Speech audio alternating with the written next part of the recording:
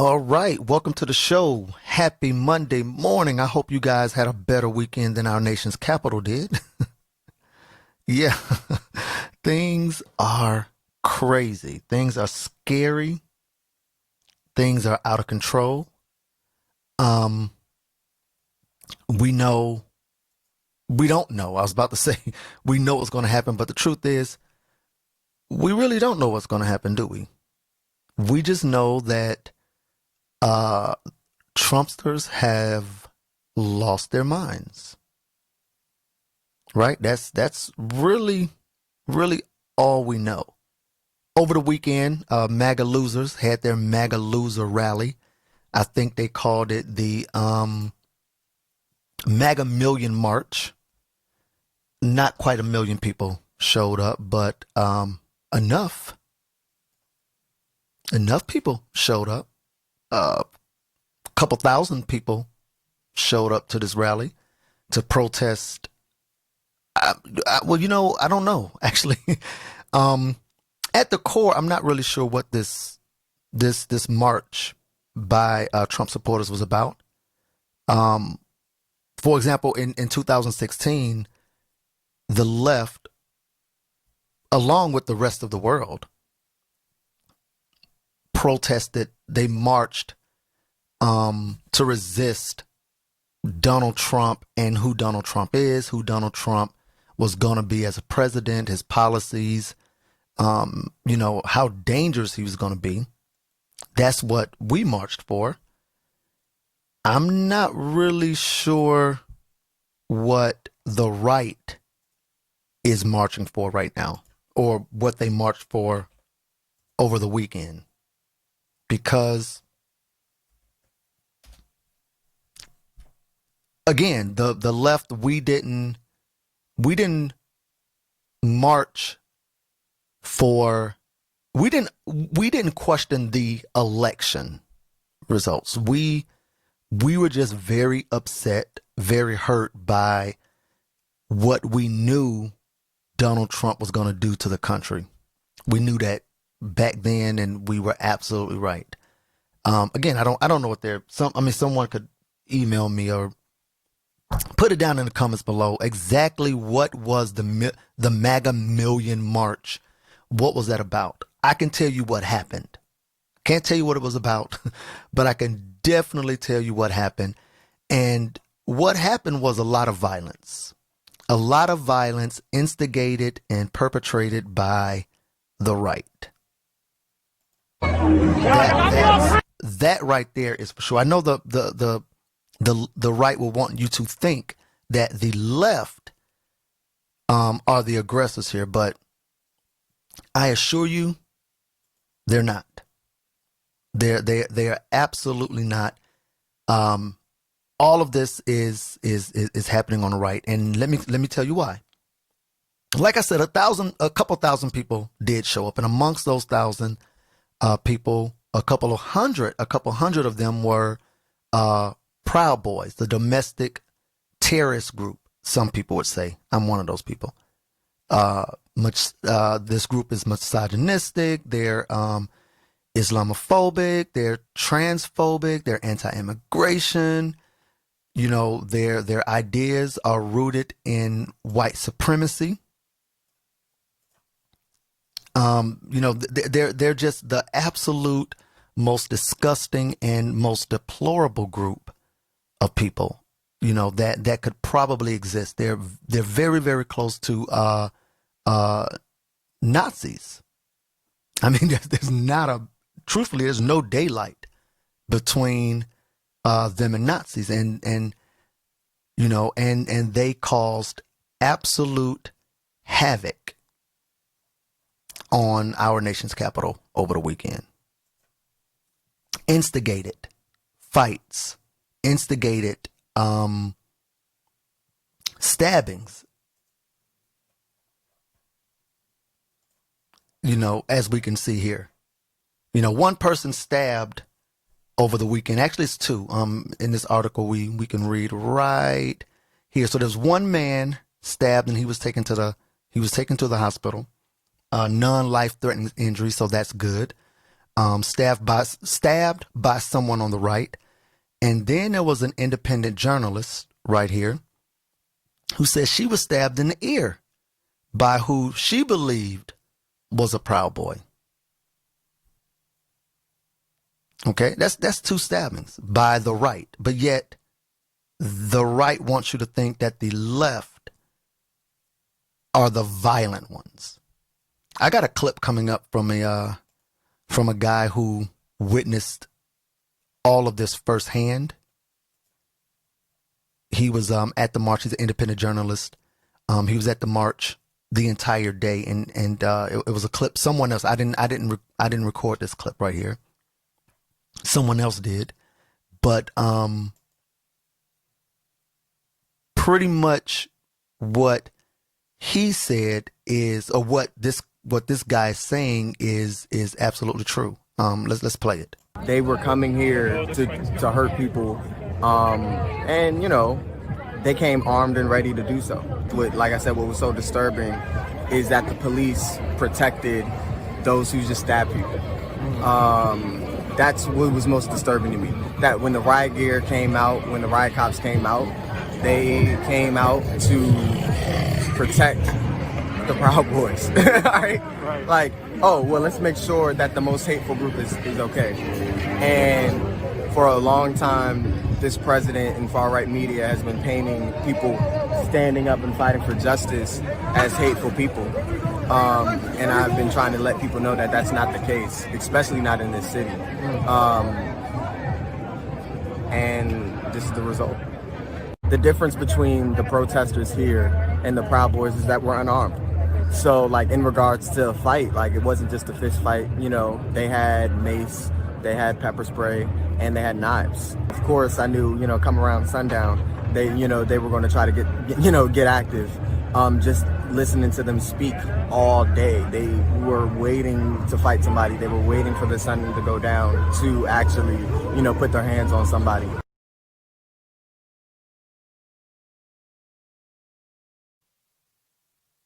Yeah, so, you know, there you have it. This guy says, you know, he was there. He was there. Essentially, he was behind enemy lines, on the side of, you know, the pro-Trumpers, and he heard them all day planning to be violent, planning to attack the counter-protesters. Because look, listen to what he said, and this is absolutely true. One side is there to counter-protest the hate and the division that Trumpsters are causing in the country, and that Donald Trump is facilitating in our country. And they're coming unarmed. They're just coming with signs, poster board, markers. And the other side, Trumpsters, the Proud Boys, the Boogaloo Boys, all of these, you know, hateful militia groups, they're coming armed with knives and guns and poles and bats. And as he said, he heard them all day talking about what they were going to do once the sun had went down. That's exactly what they did. Check this video out right here. Let me make this full screen. Now, what we're seeing here right now is essentially a game fight between domestic terrorism, the Proud Boys, and counter-protesters, people who showed up to show the world and show history that, you know, this is not who we are as a country, and this is not who we are as a society. And you know, look at they're stomping someone right there. If you listen hard, if you listen, you're gonna hear them chant "fuck Antifa." Look at this. They're stomping a guy on the ground. Fuck you. Listen to that. Listen to that. Wow. Fuck Antifa. And as you can hear, fuck Antifa. The Proud Boys. They're screaming fuck Antifa as if Antifa is a group. God, they are so fucking stupid, man. They really are.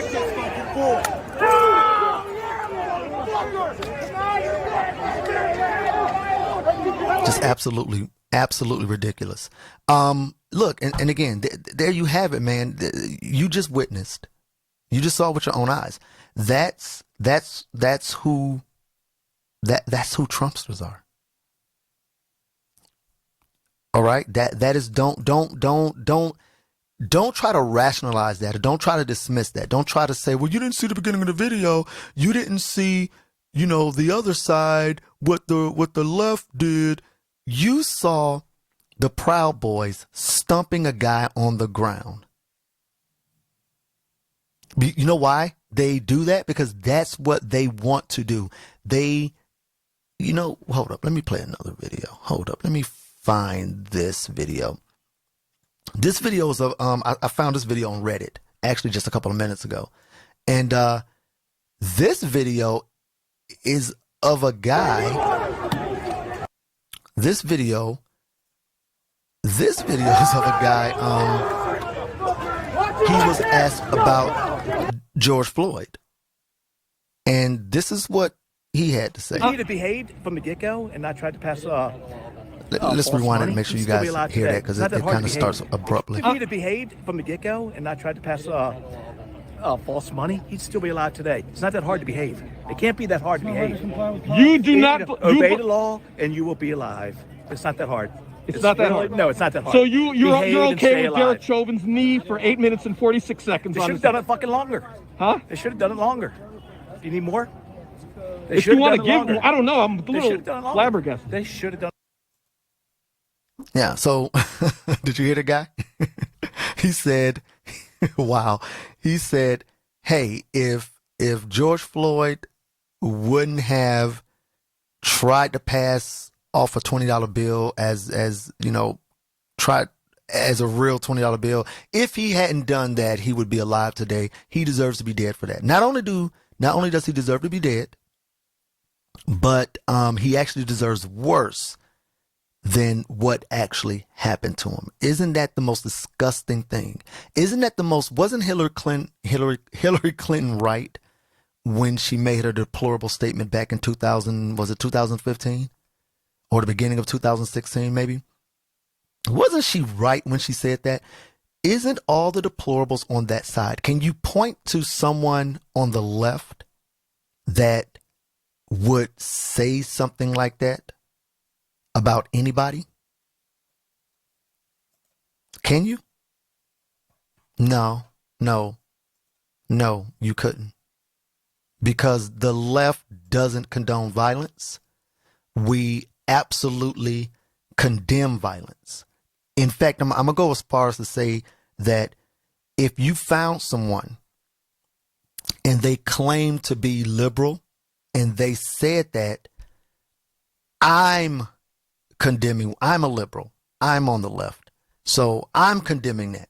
I'm condemning them, and I'm gonna go one step further and say they're not on the left. They're not liberal. They may as well either be a Trumpster, be on the right where they promote that, or start their own little group society, because they're absolutely not liberal. Here's another video, Steve Bannon. Again, if you're wondering, if you want to push back on what I'm saying, go find a prominent leftist, someone who, and again, I don't mean just some guy, your neighbor. I'm not talking about him. Find someone in the limelight like Steve Bannon, and show me something. Show me something equal to this video right here on the left. And that's the second term. Second term kicks off with firing Ray, firing Fauci. Now, I actually want to go a step farther, but I realize the president is a kind-hearted man and a good man. I'd actually like to go back to the old times of Tudor England. I'd put the heads on pikes, right? I'd put them at the two corners of the White House as a warning to federal bureaucrats. You either get with the program or you're gone. Get with the program or you're gone. That was Steve Bannon, former White House chief strategist, handpicked by Donald Trump himself. A lot of people will say that he is one of the main reasons Donald Trump was elected. He worked very, very hard to get Donald Trump in office. And even after he left the White House, he worked even harder to further Trumpism and to further the cause. That's Steve Bannon saying that Donald Trump, the president of the United States, should go back to the days of yore and behead his opposers and stick their heads on pikes. If that doesn't send chills down your spine, that someone with that much power and that much influence and that much, and a platform that he has to reach thousands of minds, thousands of people, if that doesn't send a chill down your spine, if that makes you wonder why this video right here exists, why, why what happened over the weekend in DC, if you're wondering why that happens, look to the source of it. And that source is on the right. Right? Right. I mean, this is absolutely appalling. It's ridiculous, man. It is absolutely. Well, look, that's all I got for this morning, man. I hope you guys, enjoy. I hope I hope I delivered for you, and I absolutely, hope you guys subscribe. This was the first upload. I probably struggled my way through it, but this is the first upload, and I'll be doing this again tomorrow morning, and on Wednesday morning, and on Thursday morning, and on Friday morning, and then we're going to start it all over again the week after next. And I got some interviews with some really cool people, really smart people coming up, and some panel discussions with even smarter people. And yeah, all of that is happening. So yeah, you guys be safe, be kind to one another, and be guided by logic and reason.